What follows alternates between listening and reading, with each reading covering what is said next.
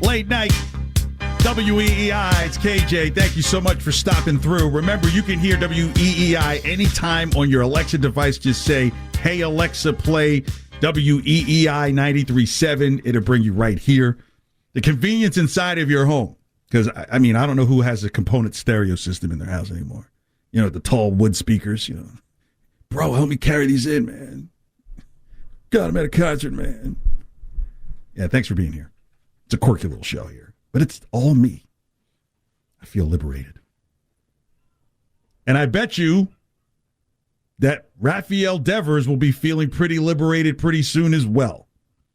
So, of course, everything that's being discussed is how Devers doesn't have a deal.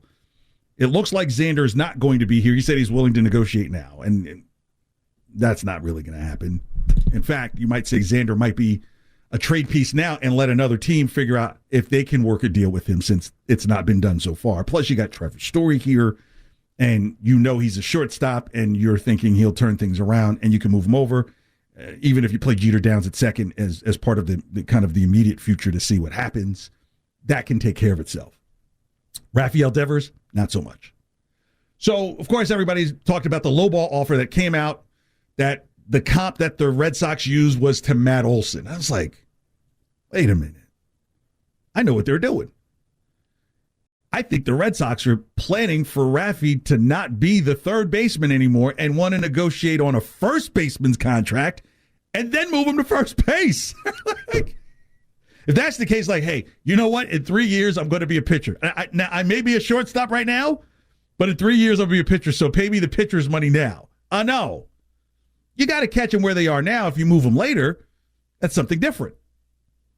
And that's where the 168 and the Matt Olson comp comes in, because if you look at the AAV for first baseman in the league, starts with Freddie Freeman at 162 at 27 AAV, 27 million. Paul Goldschmidt's 26 AAV, and his numbers 130 total. Joey Votto's coming towards the end of his massive deal, and his is 22.5 a year. Matt Olson, 21 a year. So literally, the Red Sox are probably thinking, yeah, we'll give you like 10 years, $200 million, which would make him like a top 4, top 6 first baseman. But wait a minute, wait a minute. Rafi plays third. What about what are the average? What does it look like for third baseman? How do they get paid? Oh, it's a bit different now. See, number one is Anthony Rondon with the Angels. 35 million AAV. Nolan Arenado with the Cardinals, 32.5. Manny Machado, 30 million. Then you have a huge drop off with Josh Donaldson at 23, who had got a little bit of an extension. He'll be 35 next year. Oh, so now that's where the metal. Because sometimes they say, well, a corner infielder. What is the market for a corner infielder? What it feels like the Red Sox are doing is, I've moved probably 8 times across the country. And when a company's paying for the movie, they tell you, like, get 3, you might even do this when you're moving, if a company moves you, right? Like, get 3 offers from moving companies. You always know the company is never going to take the highest one. So, true story. And Joe, you may get a kick out of this. So, after the first time I worked here in Boston about 20 years ago, I then moved to Kansas City and did the same thing, get the 3 values. So, like, a major company you heard of, it was like $3,200. Their competitor was like $2,900. And then a third one was going to do it for $1,200. I was like, oh, gosh. Do I go get another one that gives me a higher to get the averages up? Or do I just say, or do they say, oh, no, well, if you found one for $1,200, let's go with that one. It took them 7 weeks to get my stuff to me. It was crazy. It got there all in one piece. But I was like, what kind of logistics has it stop in Chicago and then end up in Utah just to come back to Kansas City? I mean, I'm not like Wiggy when it comes to state maps and stuff like that, but damn it, I know Utah has gone past where I am. And that's what the Red Sox are doing. They're sneaking in that first baseman's value with these other comps and say, well, you know, Rafi, $25 million? No. You can make an argument that Rafael Devers at 25 years old and Anthony Rendon at 29, that the value is with Devers. If Rendon wanted to tear up his contract right now and say, hey, I want a 10-year deal, they're not going to say, we're stretching you out until you're 39. That's not happening. Even Giancarlo, good for him having a resurgence, even though he's a Yankee. But my goodness, he has a very valuable contract towards the end of it, like 29 in the last year, which is a very good number now. But like 5 years ago, you're like, oh my gosh, this guy's got $30 million at the end of it. Now that's nothing. But here you have a guy who's 25 years old who, let's just call it what it is. He's the face of this franchise. And if he doesn't stay here, if he goes to the Yankees, they always say that people are reincarnated in other bodies. It's just that Rafael Devers didn't pitch. And there was no Broadway play that was going under to sell a player for it. Figure it out. It's an intelligent show sometimes. Yeah, there's no number 11 right now for the Yankees. Brett Gardner does not matter that much to the franchise. Yeah, you're not here, and guess what? Who's going to have your number for the next 10 years? If the Red Sox don't get it together. Because here's what I don't understand. And I've been called dumb, and it's even showed up on some of my schoolwork. But if your whole argument is, let's build the farm system, if the farm system produces, do you not reward them? Or you're going to say, we're going to get rid of you and we're going to get bigger stars. Now here's the thing. You've done that before in the past. And then it didn't necessarily work. Your Carl Crawfords, your Pandas, even David Price was kind of a rocky road a little bit. But he performed at the very last minute. At the 11th hour, David Price came through. It was worth it. But you have guys right here. And even to the point where I understand where if you need some type of bargaining chip to get good futuristic pitching because you know the Chris Sale deal has eaten you alive, you almost feel like that if Chris Sale goes back out there on the mound again this year, they're going to have to put a batting cage in front of him. One of those pitching cages, where he protects the Can he come out here with a helmet on, and can you put him behind one of those nets? Give him one of those high-rise things, like you had at the All-Star game. They need to grow pitching from within. And if Xander Bogaerts can get that for you in a deal where you have some good pitching, a couple of good pitching prospects that can get to the team in a couple of years, then you'll be able to piecemeal a staff. But you need to keep a signature bat, and that's Devers, all day. Because he's going to be someone else's signature bat, and what do you replace him with? Even people talking about maybe Josh Bell, get him at first and everything. Well, you think Josh Bell doesn't see what goes on here? I mean, granted, he's got a favorable number right now, but that was Pittsburgh money, baby. He's not doing that again next year. If you don't think that Josh Bell's not going to turn around and say, hey, wait a minute, I really am a first baseman and I can produce, I should probably get valued somewhere around 168. There we go, all over again. I should be getting Matt Olson money. But I just don't understand how this organization, the Red Sox, knowing that its fan base is always going to be, and I think that's the tough part, is sometimes when you know that someone's always going to be there, do you always really give the best effort? I love my wife dearly, but she could probably tell you, man, our dating before we got married was off the hook. Once you mix a child in there and work and day-to-day and school and everything, you really appreciate the Friday dinner where you can get it. Like, hey, how you doing? How are you doing? When you were dating, you're like, all I do is think about you. Now it's like, we have time for each other. The Red Sox should always have time in how it handles putting the product out on the field. It should always be a courting process. I've sat here and said, look, this is the first love in the biggest sports town in America. And keep in mind, it superseded, academia. Academia people around here are mad. Harvard and academia. Now it's like, go Bruins, go Sox, go Patriots, go C's. Yeah, the academia is taking a little bit of backseat. So in the biggest sports city in the world, You're not going to take care of your historic franchise that everybody learned to love first? 1A, depending on your age? I know there are a lot of things that they're developing around the ballpark, and that's where baseball is going, and that's something you have to accept. It's just something you have to roll with. That there are going to be people who are going to only come to the game because, look, they've got really good lighting at Fenway. I could get a great selfie, put myself on TikTok. I was about to call it something else, but I'm not going to call it what it really is. Invasion of privacy. But people, it's a different generation where it's like, what's going on in the field? It doesn't matter.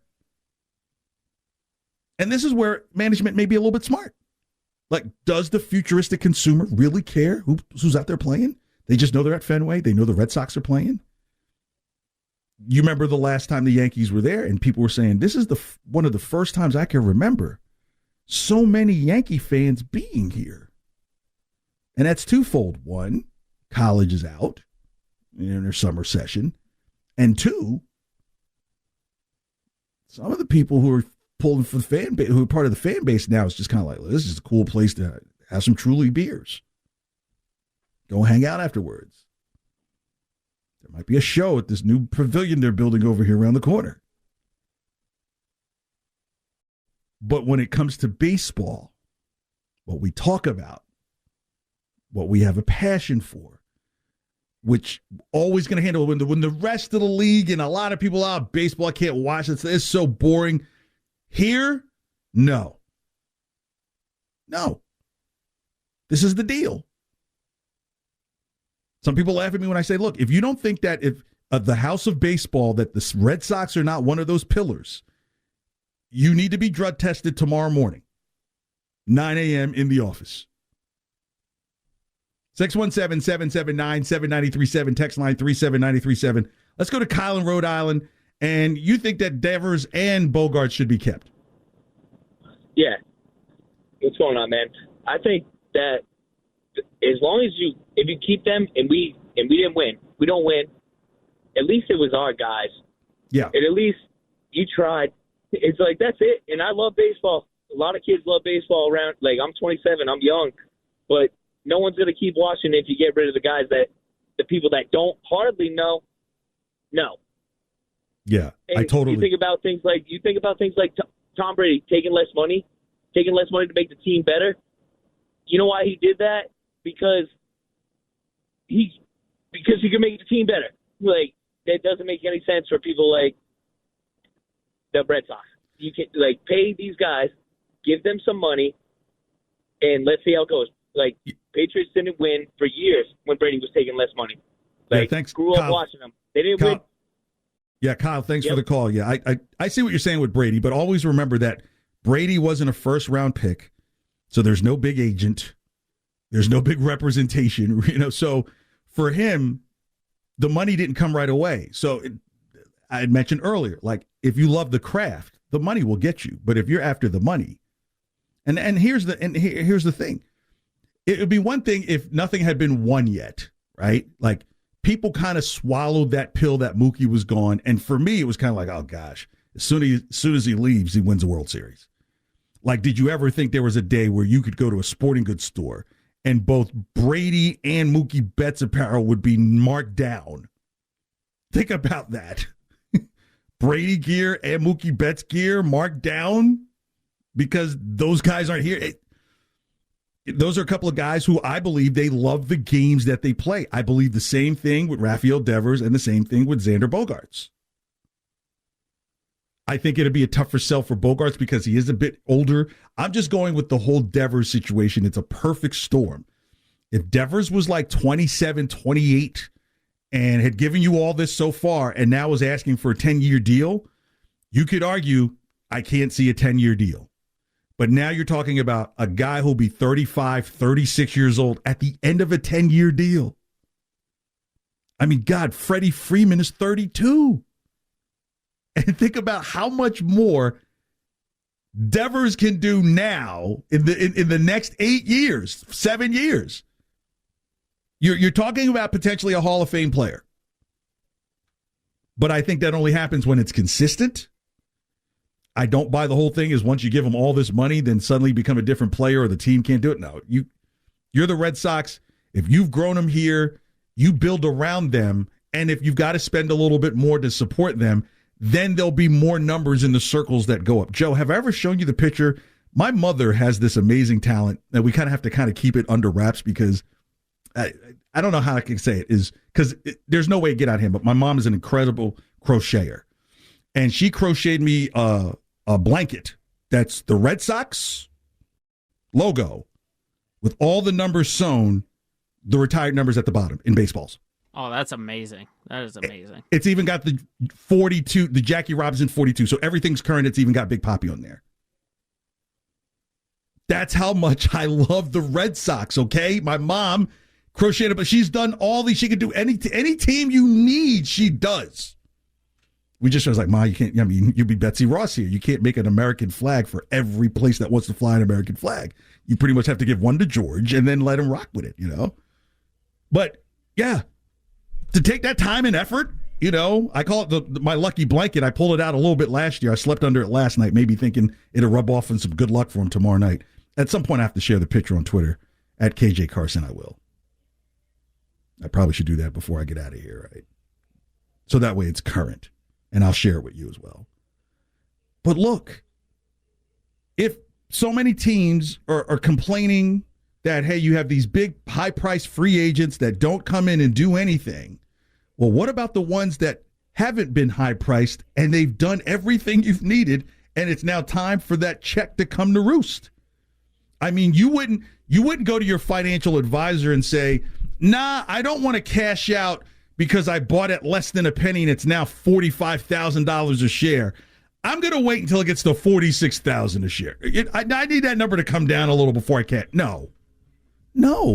If it has produced the fruit that you have planted it to do, keep it.